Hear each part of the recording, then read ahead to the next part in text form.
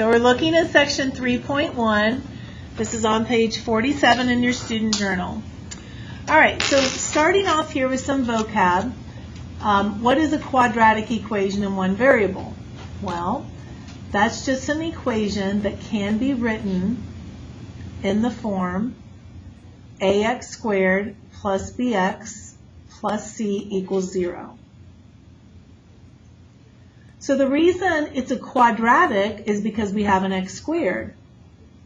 The reason it's in one variable is because a, b, and c are not variables. Only x is the variable. So that's the reason it would be called a quadratic equation in one variable. The next thing is a root of an equation. A root of an equation is a solution of the equation. So anytime you see the word root, it just means solution. Okay? Some other things you might be seeing that all mean the same thing. Root, solution, 0, even x-intercept, which I'll get to in just a minute. But a 0 is an x value for which the function equals 0. So all of these terms mean the same thing. Root, solution, 0, and even x-intercept. An x-intercept is a special 0 of the function. So what are some ways we can solve quadratic equations? Well, one is by graphing. And whenever we see by graphing, that means we're going to use the graphing calculator. When we are solving a quadratic equation by graphing, we're finding the x-intercepts because that's going to tell us where x squared plus bx plus c equals 0. That's what the x-intercepts are. We can also use square roots. If we have u squared equals d, where u is an algebraic expression, we can solve it by taking the square root of each side. So I have u squared equals d. What are we going to do? Take the what? Square root. What do I have to put in front of this d when I take the square root of an equation? Plus or minus. So it's plus or minus radical d. So based off of this, I would know that I would have these zeros now at d and radical d and negative radical d. If this had just been an x, those would be the x-intercepts. It's another thing we'll be looking at. Another way we can solve is by factoring. Write the polynomial equation in this form. First of all, this is the first step. Then we want to get it in factored form. And then we want to use the zero product property. The zero product property is actually on the reverse page. Let's take a look at what it is. Here's what it says. The zero product property says if the product of two expressions is 0, then one or both of the expressions must be 0. So if a and b are expressions, and ab equals 0, then either a must be 0 or b must be 0. It's just like this. If I say 6 times blank must equal 0, what does this have to be? 0. Okay, that's all the zero property is saying. So I'm going to give you a problem now, and let's start with it already factored. So suppose we have x minus 3 times x plus 5 equals 0. Well, if those have to multiply to be 0, one of these two must be 0. So tell me what the solutions would be then for x if one of these factors has to be 0. Ryan? Yes, 3 is 1. And Kushi, what's the other one? Negative 5. So those would be our two solutions to that kind of problem. Here's what I see people do. They're like, oh, I should FOIL this out. No, you want it in factored form. So if it's already in factored form, you just find your answer immediately. All right, what about this kind of example now? Let's see if you remember how to factor. X squared plus 5x minus 14 equals 0. I'm going to go through this one with you. Here's the way we do it. We set up our double parentheses. We look here first. We say what multiplies to be x squared? What is it? X and x. Next we look here. We say what multiplies to be 14? What's that? 7 and 2, 1 and 14. Here are my options. 7 and 2, 1 and 14. But I need them to subtract to be 5. So what's it going to have to be then? Yep, it's going to have to be a negative 2 and a positive 7. Because those are going to be the numbers that when I check these outers, positive 7x, check these inners, negative 2x, that's how I would get the positive 5x that I need. And so now I'm going to set this equal to 0, and I'm going to set this equal to 0. And so I know my answers are 2 and negative 7. Okay? All right. So this problem now, I want you to do things the easiest way. You can solve this faster than you can get out your graphing calculator. So go ahead and solve it and tell me what the answer is. I'm getting out my graphing calculator. You guys need to beat me on this. You should be about finished. We're not solving it by graphing, we're just solving it by factoring. What are the two solutions for x? What are they going to be, Ainsley? 8 and 3. Okay? That's faster than we can even do it on the calculator. All right, so the next one, we are going to go ahead and use the calculator. I'm going to add my x squared. Actually, we're not going to do this one. Let's do this. Let's do this one instead. So I'm going to get this set equal to 0. So 12x squared minus 5x minus 2 equals 0. This one is kind of difficult to factor, isn't it? So I might be able to put this into the calculator faster than I can solve it without the calculator. So we're going to go to y equals. We're going to type it in. 12x squared minus 5x minus 2. Here's the way I can find my zeros. I'm going to do a zoom 6 to get to a standard screen. But here's the problem. Those zeros are really close in there. I'm going to change my window, so I'm going from like -3 to 3, because this will zoom in a lot for me. I'm going to do the same thing with the y's. I don't have to do this. I could still get the right answer, but see how it's so much easier to see those when it's not so crammed? So now I'm going to do second trace, and I want to find the 0. Okay, so I go down to 0.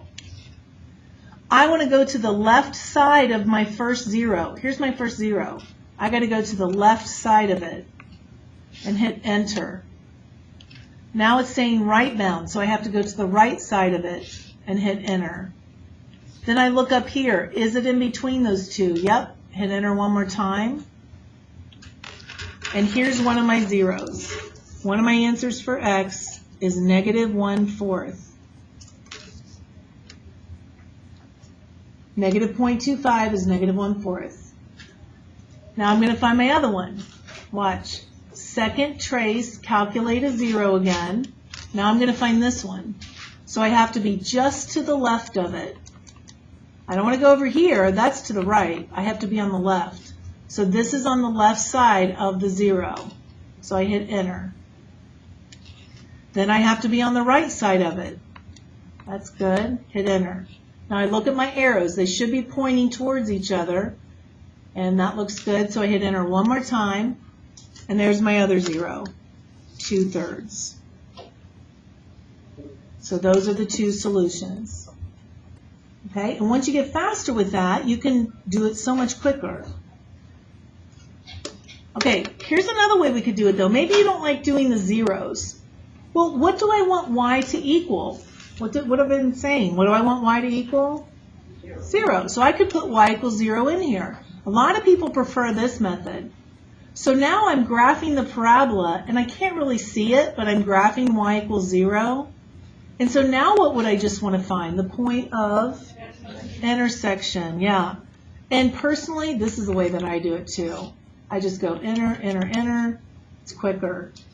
I go to my other one, second trace, go to intersect. I get close. Got to get close to your solution.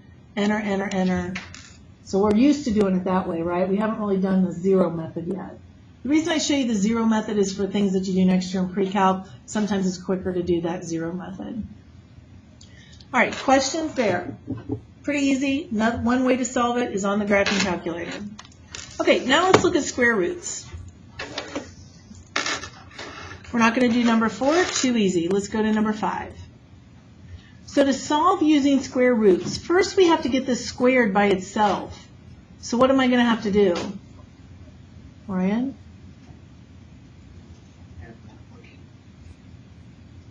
Add 19 to both sides. Right. So I get this. Okay. And now what do we have to do, everyone? Take the square root. So we're going to get 2k plus 3 equals plus or minus 10. Now, guys, we can only do this if we just have a quantity squared equals a number. If there had been another x or k in here, I couldn't do this method. So now I've got 2k plus 3 equals 10, and I have 2k plus 3 equals negative 10. Solve it. Tell me what you get. That's 10, not 0.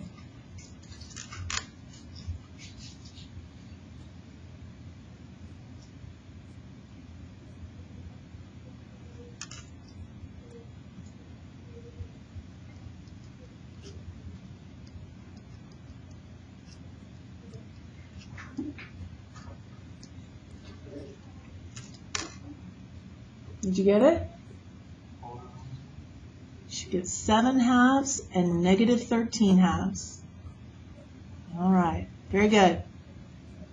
All I did was I subtracted 3, and then I divided by 2 on both.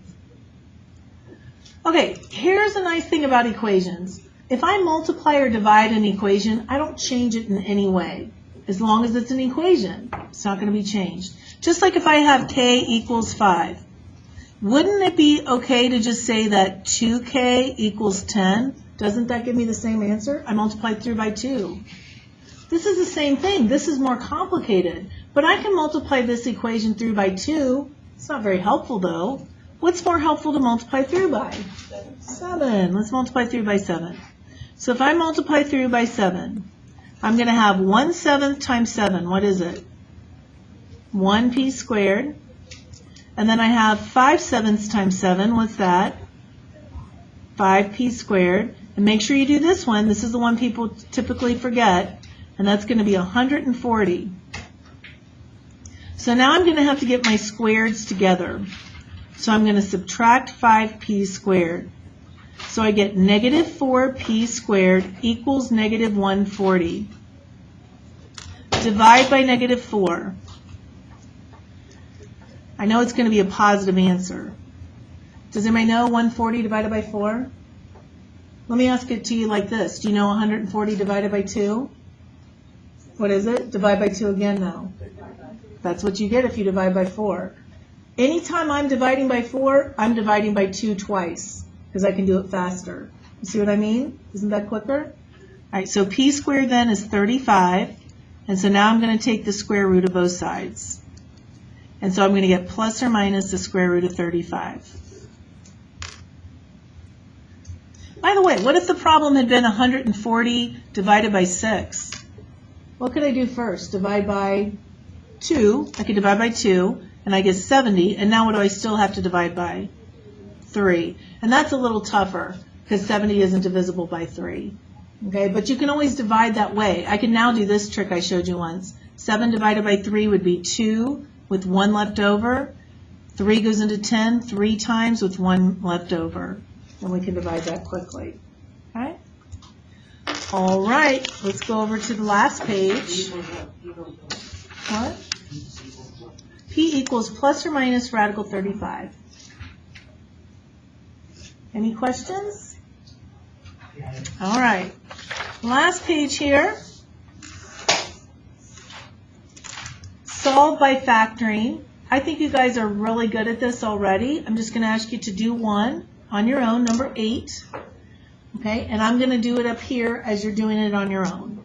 So I'm not going to talk. I just want you to try it on your own and then look up here and see if you got it right.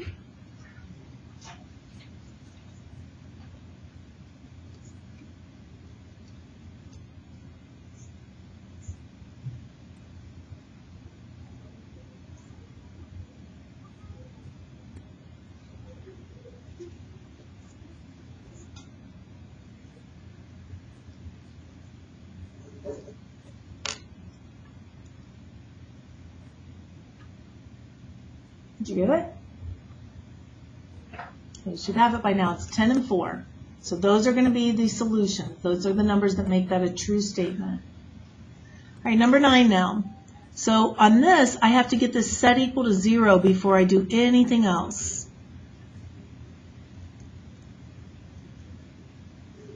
So I'm going to have 6x squared plus x minus 1 equals 0.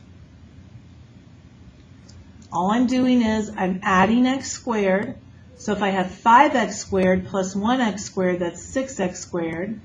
I have 5x minus 4x, that's 1x. And then I just bring down the negative 1. I don't have anything left here. It's 0. Okay, so now we're going to factor. So I first look here. What are numbers that multiply to be 6x squared? 3x and 2x. Then we're going to look here. What are numbers that multiply to be 1? 1 and 1. Okay, now I'm going to check my outers. On my outers, I get 3x. On my inners, I get 2x. Now, I want to get a positive 1. So which one of these should be positive? 3x should be positive. 2x should be negative. Here's where my 3x came from. That's going to have to be positive. Here's where the 2x came from. That's going to have to be negative. And so now I just say 3x minus 1 is 0, and 2x plus 1 has to equal 0. I'm going to add 1. 3x equals 1. So x is going to be 1/3 on that one because I have to divide by 3 on both sides. Here, I'm going to have to subtract 1. So I'm going to subtract 1. I get 2x equals negative 1. I'm going to divide by 2. So negative 1/2. Those are my two solutions. Okay? Questions on that? All right, the next part, this is kind of interesting. It says, which equations have roots that are equivalent to the x-intercepts of the graph shown? So here they're showing us a graph. So whatever makes this equal 0, negative 1, that's going to be one of my x-intercepts. Whatever makes the y equal 0 here, when x is 4, that's going to be another x-intercept. So these are our two x-intercepts. What are these x-intercepts? We just said them. What are they? What's this one? Negative 1 and 4. Those are my two x-intercepts. What's another name for this function if you multiply it out? What do you get if you square the first, multiply those, and what do you get if you do the outers and inners? What's that going to end up giving you? You have 1x minus 4x. What's that going to be? Ryan?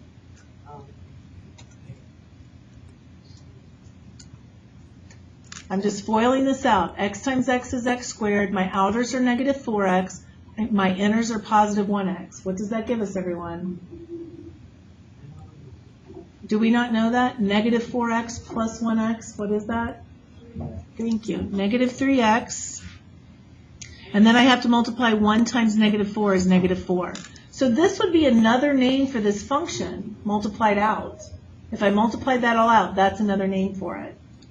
So if this has the same name, then it's going to be having the same roots. What could I do to this? Another name for this. What could I do to the whole equation? Ryan? Yeah, but I want to divide it by a number. What can I divide it by? Divide it by -2. Everything's going to get divided by -2. So that's going to be x squared. That's going to be plus 5x. That's going to be plus 4. Is that the same as this one?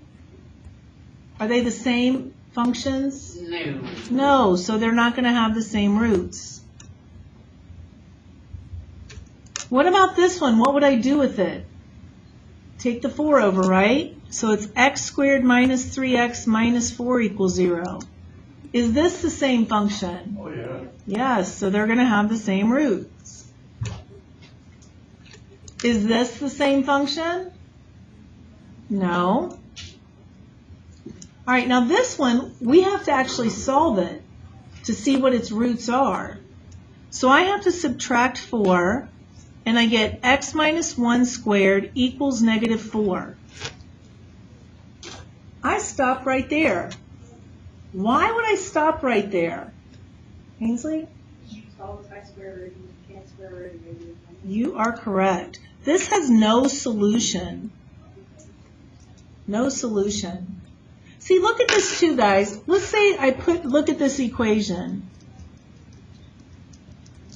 This is my equation right here. Okay? What is the vertex of this equation going to be? 1, 4. Which way is this parabola going to open? Up. Is it ever going to have any x-intercepts? That's why it has no solution, right? Because it never has any x-intercepts. Okay? All right, let's look at this last one just real quick. This is going to be 6x squared minus 18x minus 24. Now, what can we divide it all by? So it's x squared minus 3x minus 4. Is that the same thing? Yeah. All right, guys. Last one here. It says a skydiver drops out of an airplane that is flying at an altitude of 4,624 feet. That's close to a mile. Do you guys know what a mile is? Yeah, nice. Where'd you learn that? Really? My other class didn't remember it. Yeah, it's a good thing to remember. Pre-calc, they're going to expect you to know that. Yep, 1,760 yards is a mile. Nice. Okay, so here's what we're going to do, guys. We're going to use this formula to write an equation that gives the skydiver's height in feet during free fall t seconds after the skydiver drops out of the airplane. Here's the formula. Their height is going to be equal to -16t squared plus however much they started from. So what's the height they started from? 4,624. They're starting up in the air, right? They're not starting on the ground. They're up in the air. Do you guys know what skydiving is? It's where you jump out of an airplane. Whoa. My friend Missy, she has done this 3 times already. I will never do it. You know, that's something, I know, that's something that you would do once in your life. Don't you feel like you might do that one time? Like, if I did it once and I survived, I'd be like, yay, I survived, I'm done. Yeah, I don't have any interest in that, but she loves it. Anyway, all right, so here's our equation. So this equation is going to tell us the height of the skydiver at any given time. Any given time, what's the height? Look at this question now.